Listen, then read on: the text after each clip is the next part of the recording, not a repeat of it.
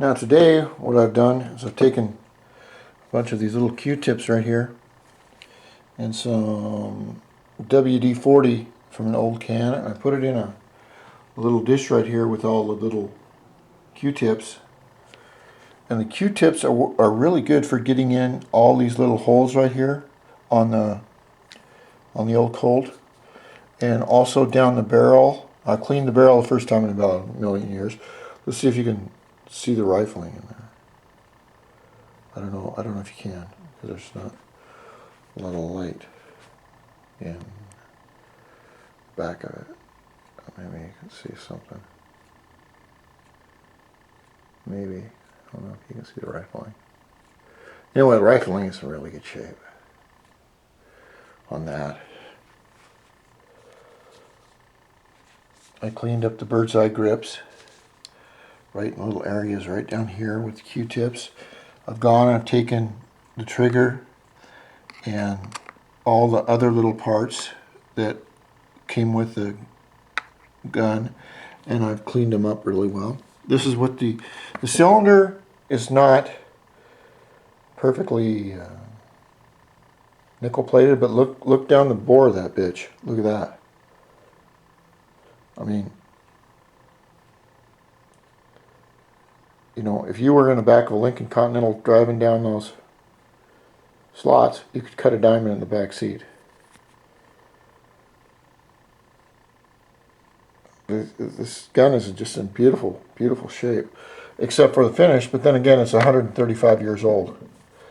Then I've cleaned all this. I've taken all the little screws out right here, put them in the dish, and used my little swabs on them.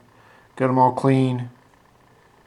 And for some reason I found an O-ring in the parts, and I'm positive that that O-ring doesn't go there. But I'm going to keep it just in case. I don't think they had O-rings back then. But we'll see. And all the little pieces, you can see there, how they move back and forth, back and forth, back and forth. See?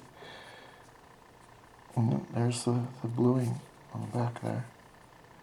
Beautiful bluing. Here's the trigger.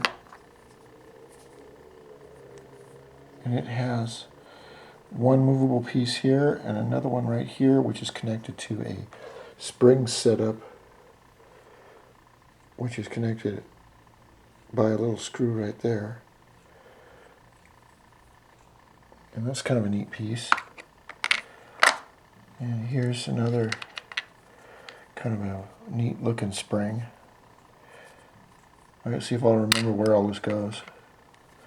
And this forwards the barrel, the cylinder, forwards it to the next shell, and then it locks it, I believe. Locks it in there somehow. So I have my new trigger, spring, and my other parts. So now I've got the weapon all cleaned up to where I want it. I'm going to put it all back together and see what it looks like. Look at these. Look at the width on those. It's just heavy as hell. And you got your the bird's eye. They say it's a bird's eye because it looks like that. Because if that was a bird's head and that was its eye, and right here on the tip was its mouth, that's why they call it bird's eye. But beautifully crafted. All the edges are just diamond sharp. You could shave with these edges right here. No flaws or anything. It's got a little bit of, I think a tiny bit of moisture caused this yellowing on the edges, but you can't see it. I mean, look at that. That's just, you can't get quality like that anymore. Look at the colors in that. Beautiful colors. And here's the other side right here. Look how thick that bitch is. That's, what, 1/4 of an inch or more? Right there. It's really heavy. It feels like steel almost. And then it has that neat insert right here. And its edges are like, you could shave with that. I mean, you could take these grips off and go into battle if you wanted to. You ran out of bullets, you just take these grips off and say, Okay, okay, asshole. It's on now. And none of these grips are chipped or damaged in any way. They're just very, very old. So that's where I'm at so far with the Colt 1877 model dual action 41 caliber nickel plated gun. You can see it says right there. What does it say? Gotta get it just in the right light. Look at that. It says Colt DA 41. And we continue.